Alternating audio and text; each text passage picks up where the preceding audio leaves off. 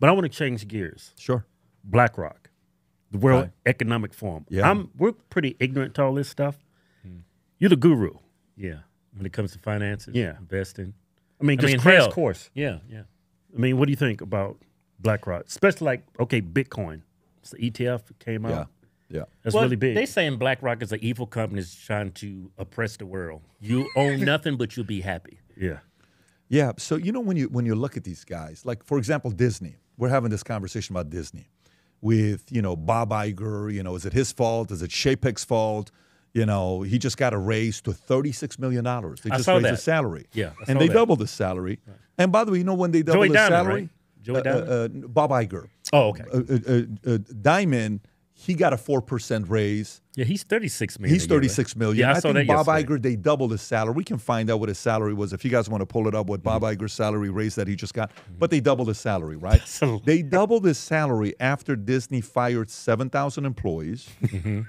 Think about that. Yeah. They doubled his salary after Disney did fired 7,000 employees, and they had 5 back-to-back flops of movies. Right. Okay. Woke movies. Terrible woke movies, right? Under his watch. By the way, so Disney, 10 years ago, they're worth $160 billion. 10 years later, they're a $170 billion company. They're pretty much worth the same as they were 10 years ago. They're not growing. With They're all not this growing. inflation, too. Yeah. Disney grew during COVID because when COVID hit was the best thing that happened for Disney because Disney came up with Disney Plus, everybody's home watching. So that's kind of wild, right, when you think about it. Imagine you fire 7,000 people. Dude, you guys crushed it. Here's a double your salary type of raise. And 5 bad movies back to back, but let's give you a raise anyways. Do you call that white privilege? Yeah, you called that. It sure sounds like it. But by the way, you asked the question about Right. BlackRock. Do you know the number one institutional money owner, shareholder of Disney? It's Vanguard. I think they own like 12%, give or take. And I think number 2 is BlackRock. They own 8%. You can correct me on this as public info. Third place is State Street, and they own 3.9%. Okay, so these guys own stocks in Disney. Now, there's 2 guys that own a lot of stock in Disney who are conservatives, and they've been fighting to get on the board, and they've been not getting the spot to get on the board. One of them is the founder or the chairman of Trion Company. It's another one of these institutions. Train. It's some name like that. They are number 6 of institutional money. I think they got around $3 billion into Disney. And then there's another guy that's there as well. That these 2, the other guy's worth $4.5 billion.